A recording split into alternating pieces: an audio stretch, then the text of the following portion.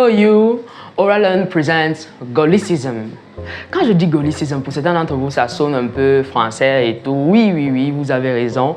Il s'agit bien d'un mot dérivé du général de Gaulle. Pour ceux qui connaissent un peu d'histoire, c'est un général français qui a joué un très grand rôle dans la libération de la France sous l'occupation allemande durant la Deuxième Guerre mondiale.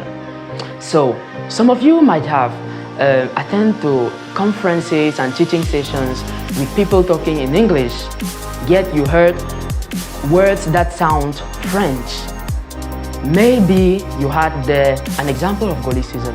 In English, there are thousands of words that are coming from French and that keep their meaning. Nous allons prendre dans cette session 5 exemples de mots tirés du français et utilisés en anglais. The first one, we will talk about au revoir. Au revoir means to leave a place, to bid a farewell. So, for those who like football, I will take a nice example for you. Kylian Mbappé, before leaving PSG, bid an au revoir to the fans. So, that's simply to say, he said farewell, he bid a farewell to the PSG fans.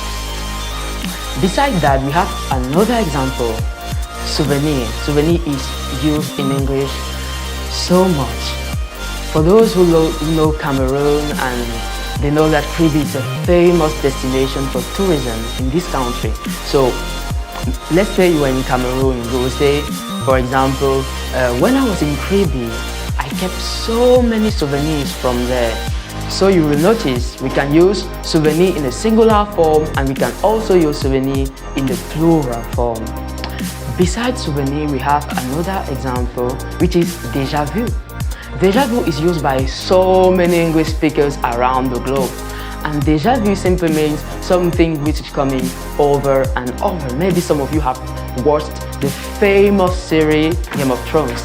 And somebody might think at the season 3 scene that this scene, I have already saw it somewhere. We will say, for example, the season 3 of Game of Thrones was a déjà vu. And another example is cliché. You might have heard of it when somebody says, your attitude is cliché. You know, simply means something maybe we are so used to, maybe negative or positive. Somebody might get men very angry. Women used to say, men can cook. You can say, that one is cliché. The next example is sabotage. Sabotage is a French word which means a counterfeit of something. So, when I'm taking this example, I'm thinking about that example, that model for all of us, Kobe Bryant. We can take an example and say, the helicopter crash of Kobe Bryant might have been a sabotage. So you got the idea, right? That's all. And now in the comment section, tell me, do you think that bon voyage can be used in English or not? I'm looking forward for your response. Thank you and see you next time. Don't forget, Hala Madrid.